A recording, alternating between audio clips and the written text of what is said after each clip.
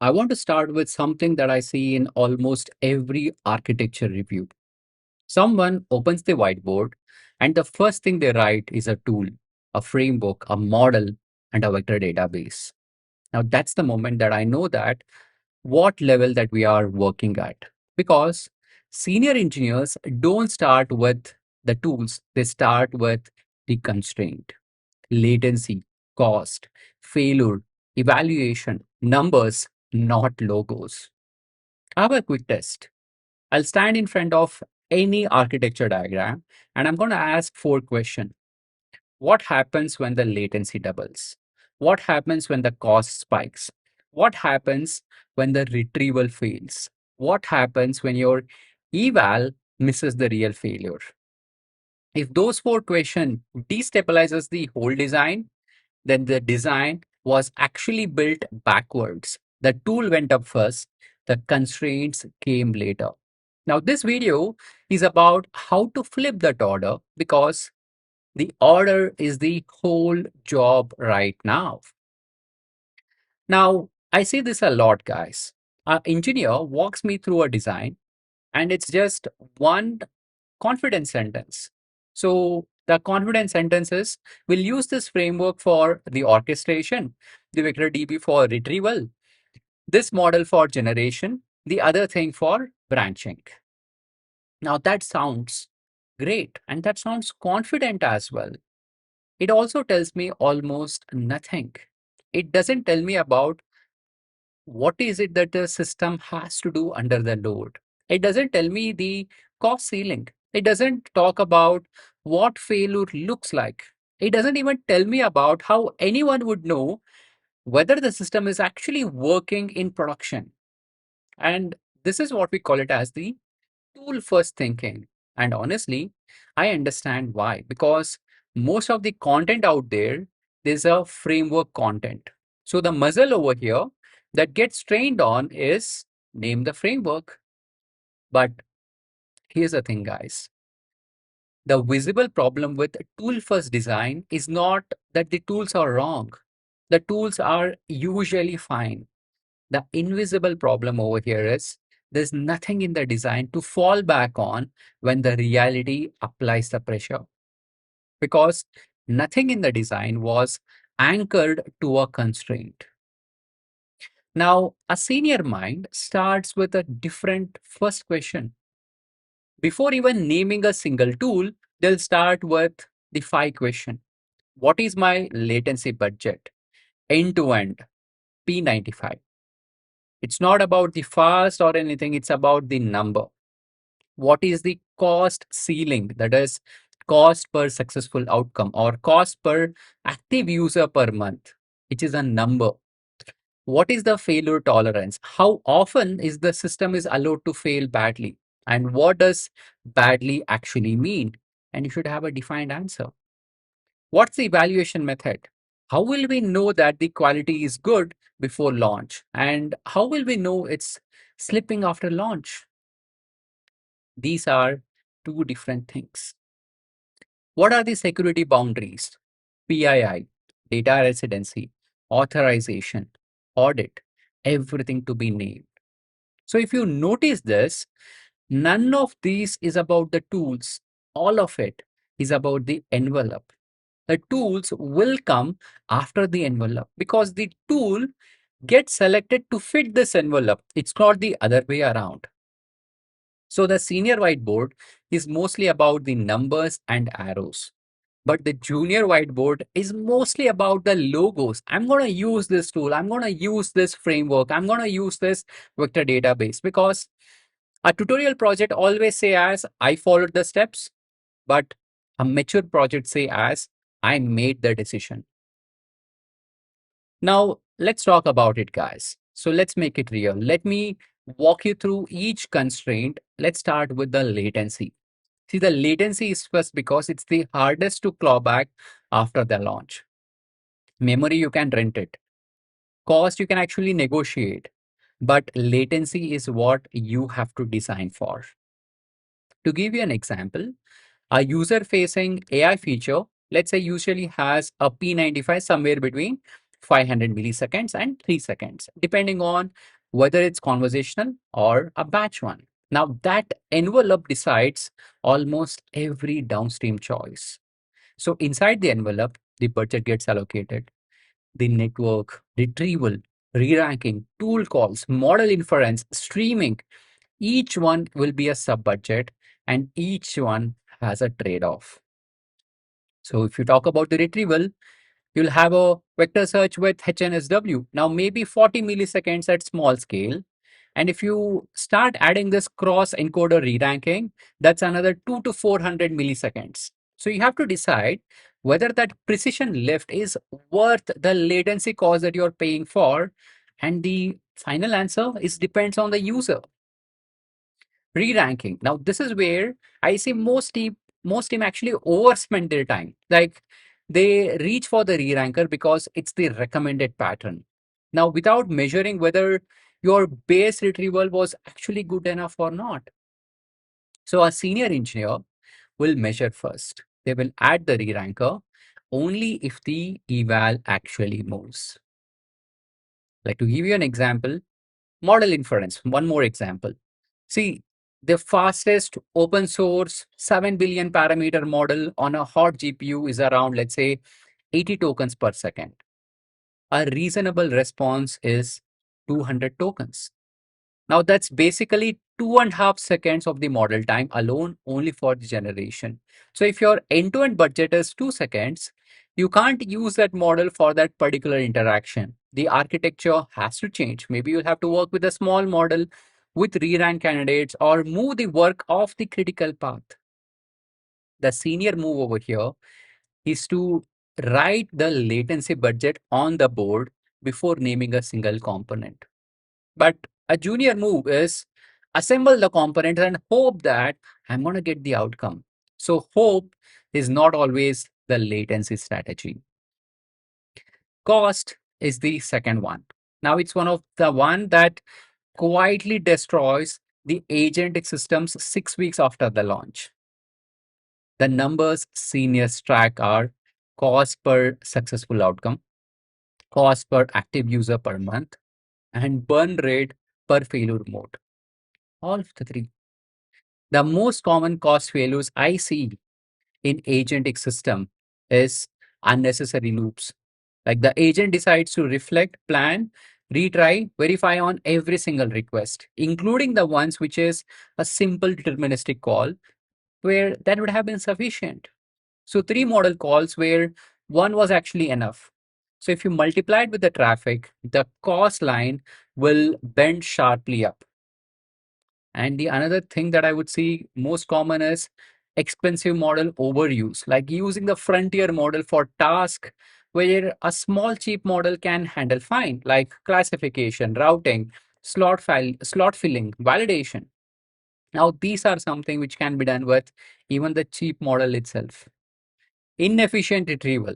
So re-embedding the same chunks every request because cache is misconfigured, or sending the full content back to the model on every turn. Now that's going to double the prompt size and that's going to increase your cost.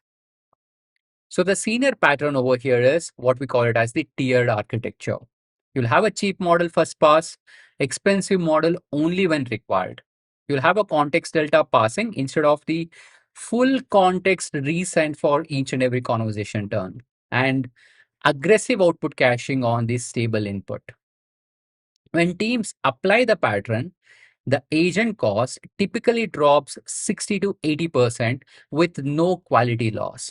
Now, that's not hypothetical. That's what happens when constraints come first. Now, the third thing is what we call it as the failure. The failure tolerance is the third one. The question is not about will this fail? The question is always when this fail, what does your system do? Because in production, eventually it will fail. The failure classes that I've seen in production agents are this guys, tool failures. The upstream API is down or rate limited or returns the malformed output. Your agent has to handle that. You need to have a fallback path. You need to have a retry with back off, a defined degrade mode that tells the user clearly as what is it that's not available right now. Second one is the hallucination.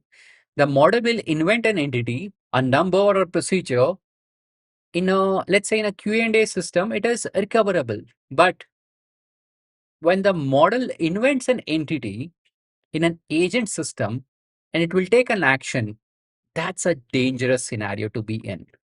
So the mitigation is a structural one. So outputs that affect the world have to be schema validated. The business rules need to be checked against the ground truth. It's not against your model's claim.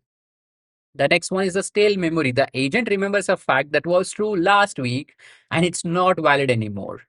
And most agent memory designs doesn't have an invalidation strategy. Now that's a production failure waiting to happen. Next we have is the broken retrieval. The retrieval returns nothing or returns junk because the embedding drifted after the content update. The agent has to know the difference between I have nothing relevant and I have something that I'm confident about. Most agent doesn't know the difference. The senior move over here is to write the failure classes on the board first and then design the fallback for each and every one.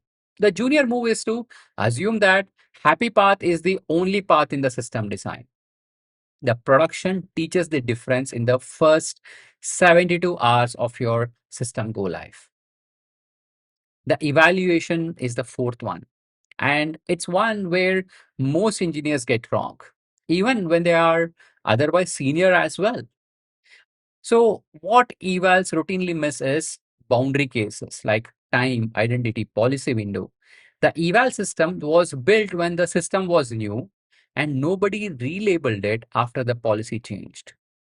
The benchmark size 92%, but the reality is actually maybe 68%. Second one is the distribution drift after launch. So the traffic shape actually changes after the launch, but your eval is still measuring the old distribution. The whole subset of users now hits a regime the eval had never been tested. Adversarial input. Now, real users are creative, like they are lazy, they are hostile, and in some cases, they are all three. So the eval was written by the engineer who wrote the code, which meant that it reflected the engineer's mental model. But adversarial coverage needs a different design. Next thing is the tool execution failure. Your eval measures the model output, not the consequence of the tool call.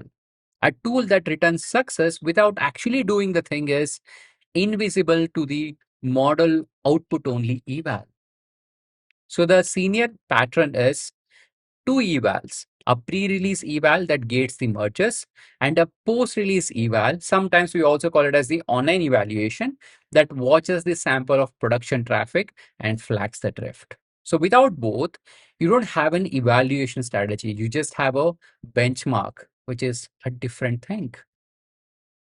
Now, what is it? Like this is something that I would like to call it as the LCFE framework.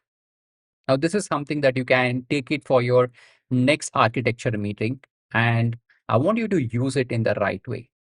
Four letters LCFE: latency, cost, failure, evaluation. So, before anyone names a tool, the team agrees on a number or a definition for each one, like latency.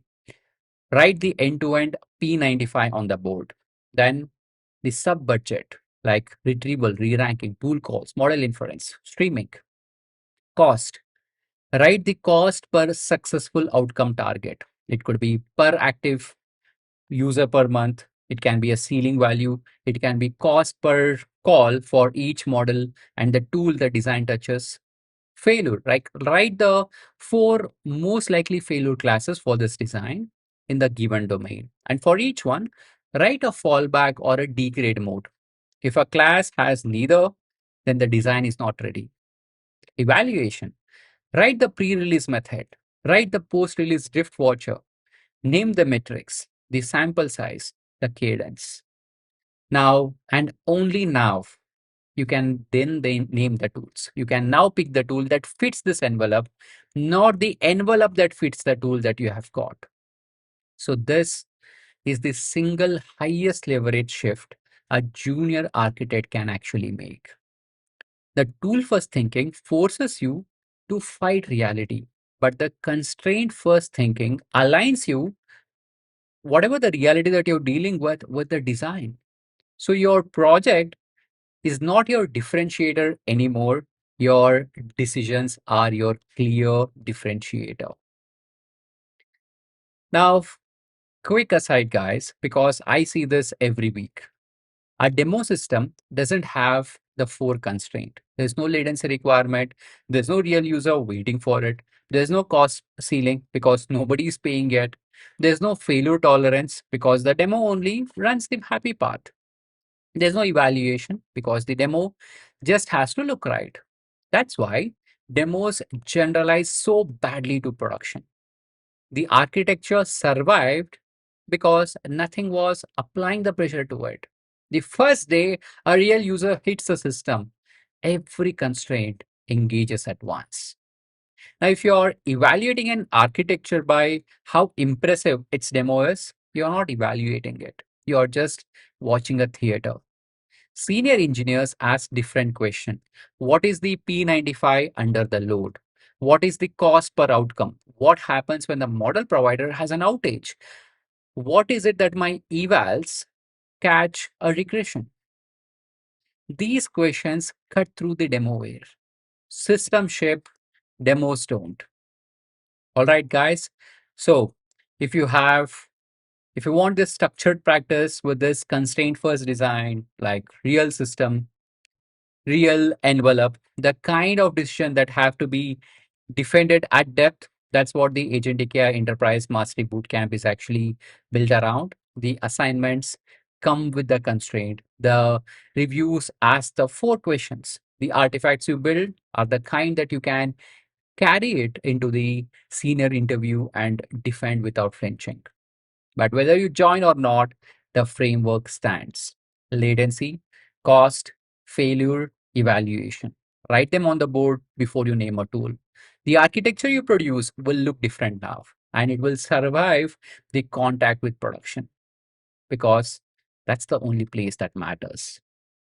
5 shallow projects will never beat one well defended system.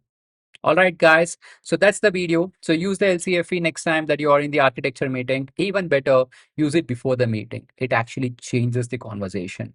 So see you in the next one.